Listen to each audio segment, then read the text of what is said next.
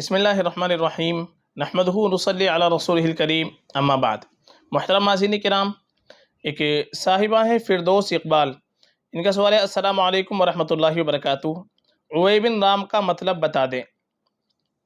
وعلیکم السلام ورحمۃ اللہ وبرکاتہ۔ دیکھیے جو نام آپ نے پوچھا ہے عویمر، عویمر یہ صحابی کا نام گزرا ہے۔ تو صحابی کا جب ہم نام رکھیں تو ہم اس کے تعلق سے پہلے بتا چکے ہیں کہ صحابی کا نام رکھنے میں ہم کو معنی کی طرف توجہ نہیں دینی چاہیے۔ صحابی کے نام کی صرف نسبت کافی ہوتی ہے، ان کا نام ہم برکت کے لیے رکھتے ہیں۔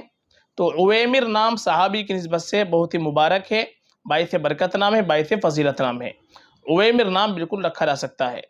عویمر کے البتہ جو معنی آتے ہیں وہ آتے ہیں، ایک تو آباد کے اس کے معنی آتے ہیں، ایک معنی اس کے آتے ہیں زندگی کے۔ تو عویمر نام معنی کے اعتبار سے بھی کوئی مسئلہ نہیں ہے، نسبت کے اعتبار سے چونکہ صحابی کا نام ہے، بہت ہی مبارک نام ہے، یہ نام بالکل آپ رکھ سکتے ہیں، بلا جھجک کے آپ یہ نام رکھ لیجئے۔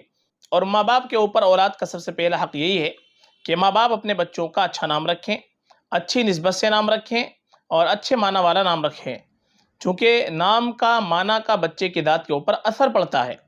آج کل ہم لوگ نئے ناموں کی وجہ سے غلط ناموں کا انتخاب کر لیتے ہیں، بے معنی نام رکھ لیتے ہیں، مہمل نام رکھ لیتے ہیں، یہاں تک کہ غیر اسلامی نام بھی ہم رکھ لیتے ہیں۔